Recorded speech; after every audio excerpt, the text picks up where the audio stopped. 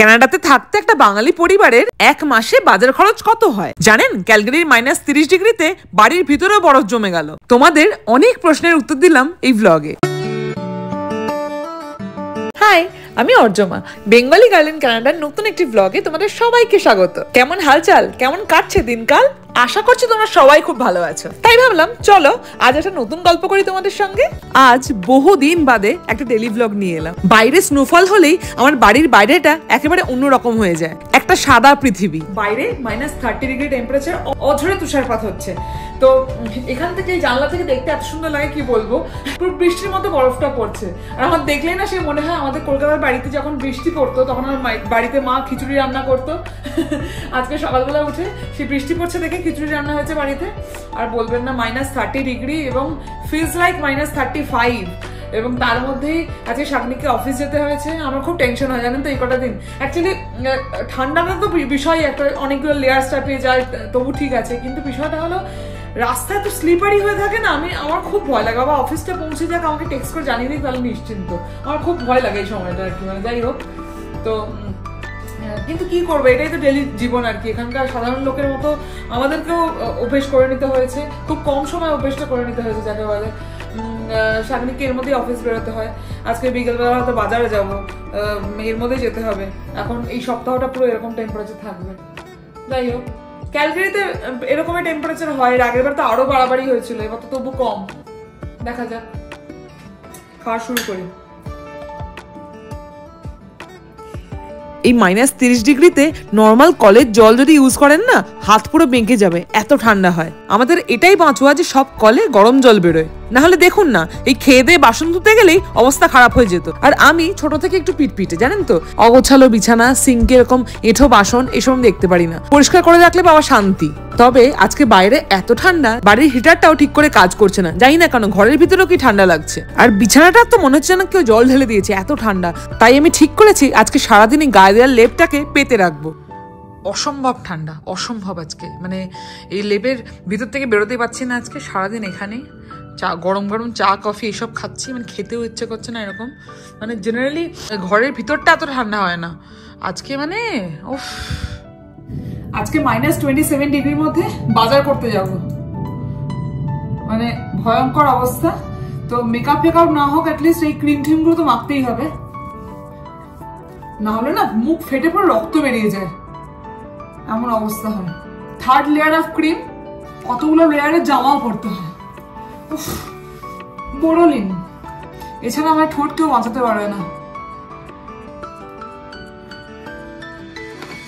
ভূতের মতো লাগলো সই। এইবার হলো জামা কাপড়ের লেয়ার। অলরেডি একটা প্যান্ট, একটা টি শার্ট পরেছি, তাতে হবে না স্বাভাবিকভাবেই। এর উপরে জিন্স, তার উপরে এই মোটা সোয়েটারটা, যেটা এমনি গরমকালে গায়ে পরানো যায় না, সেটা পরতে তো হবেই। কিন্তু এখানেই শেষ নয়, এরপর আমার সেই বিখ্যাত মোটা গাদা জ্যাকেটটা, যেটা সব লোকে দেখা যায়। এটা ছাড়া এই ঠান্ডা কিছু দিয়ে বেরোনো যাবে না। তো যাই হোক, ব্যাগটা নিয়ে বেরিয়ে পড়ি। গিয়ে বাইরের অবস্থা কি সেটা দেখবো। শাগনিকের অফিস হয়ে গেছে, ইতিমধ্যেই ট্রেনে উঠে গেছে। এবার আমি ট্রেন ধরবো, এখান থেকে গিয়ে বাজারে পৌঁছাবো। তো যাই হোক, আমাদের মোটামুটি 1 মাসে বাজারে কতটা খরচা হয় সেটা আজকে ব্লগে দেখাবো। চলো আমার সঙ্গে।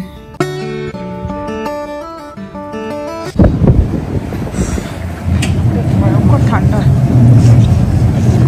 সরি।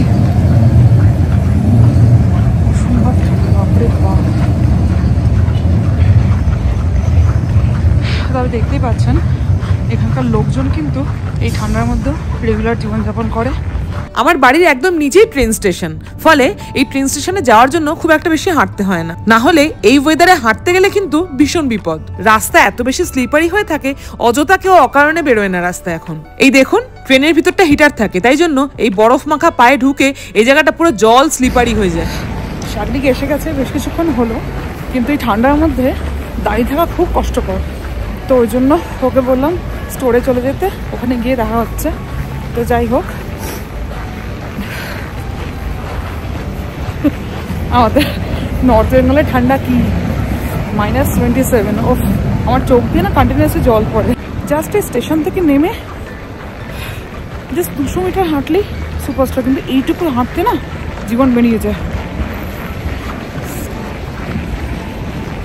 এই যে ওপারটা হলো সুপারস্টার, এই রাস্তাটা ক্রস করলেই এখন সিগন্যাল দিকে সাদা আছে, ওদিকে লাল আছে, ওটা সাদা হলে ওদিকে যেতে পারবো।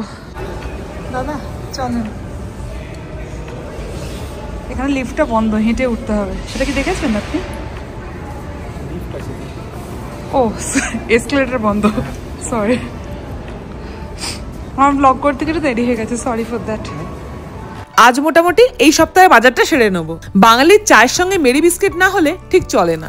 এছাড়াও একটা ওটসের বিস্কিট খাই আমরা। ডায়েটের জন্য এখন আমরা ব্রাউন ব্রেড খাই। বাড়িতে একটু পাউরুটি থাকলে ব্রেকফাস্ট বা টিফিন দেওয়ার জন্য ভাবতে হয় না। রাতে হেলদি স্যালাড খাওয়ার জন্য লাগবে পনির, আর সকালে ব্রেকফাস্টের জন্য লাগবে দই। তবে মিল্ক ফ্যাটটা যাতে কম থাকে সেরকম দই খাই আমরা। নর্মাল বাসমতি, আরো অনেক ধরনের চাল পাওয়া যায়।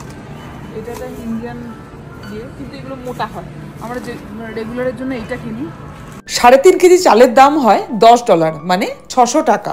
ইন্ডিয়ান টাকা অনুযায়ী 160 টাকা কেজি মতো চাল হয়। আসলে এখানে অনেক দেশের অনেক ধরনের চাল পাওয়া যায়, তবে আমরা ওই রেগুলার বাসমতি চালটাই নিই। মাংস আর কি বলি, এই ফ্রোজেন মাংসই খেতে হয়। তবে ইন্ডিয়ান স্টোরগুলোতে গেলে গোটা মুরগি কেটে তাজা মাংস দেয়। আমরা এমনি চিকেন খাওয়া কমিয়ে দিয়েছি, ফলে শুধু চিকেনের জন্য আবার ইন্ডিয়ান স্টোরে যেতে ইচ্ছে করে না। ও আচ্ছা, চিকেন হলো 900 টাকা কেজি। এই যে বার্গারের প্যাটিগুলো দেখছেন, এগুলো আমাদের বাড়িতে সবসময় কেনা থাকে। শাকদিনকে টিফিনের জন্য এগুলো তেল ছাড়া বেক করে দিই, খুব হেলদি কিন্তু। এক জোড়া ডিম 300 টাকা। আর এই ছোট চিংড়িগুলোকে বলা হয় শ্রিম্প। ঘটি বাড়ির মেয়ে, জানেন তো, চিংড়ি মাছ খেতে প্রচন্ড ভালোবাসি। চিংড়ি মাছের মালাইকারি থেকে শুরু করে চিংড়ি মাছের স্যালাড, সবকিছুতে আমার হ্যাঁ আছে। আমার বাঙাল বরকেও এখন আমি চিংড়ি মাছ ভালোবাসিয়ে ফেলেছি। চিংড়ি মাছ 1 কেজি ওই 700 টাকা মতো। বাহ, আজ বেশ ফ্রেশ ব্রোকলি রয়েছে। তবে ব্রোকলির দাম কিন্তু ইন্ডিয়ার তুলনায় কানাডায় অনেক কম। 1 কেজি ওই 480 মতো। শাগনিকের একটা ভালো অভ্যেস আছে, জানেন তো, ও টিফিনের সঙ্গে সঙ্গে গোটা একটা আপেল নিয়ে যায় রোজ। তবে আপেলটা আমার খুব একটা ভালো লাগে না। আমার পছন্দের ফল হলো অ্যাভোকাডো। এই যে পেয়ে গেছি।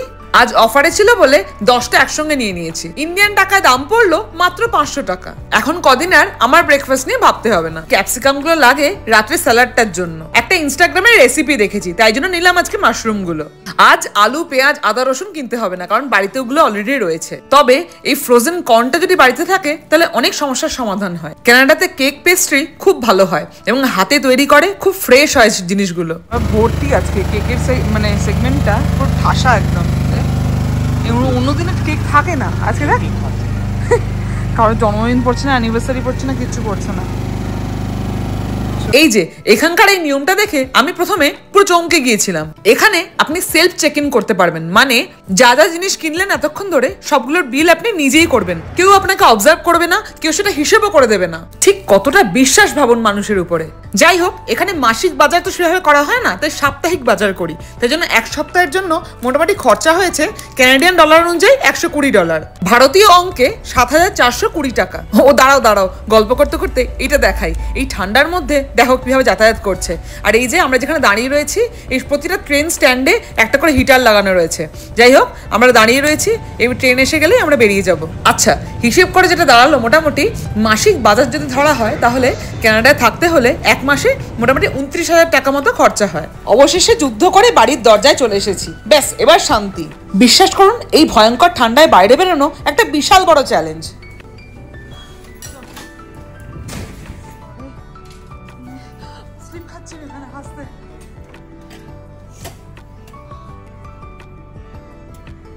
হ্যাঁ,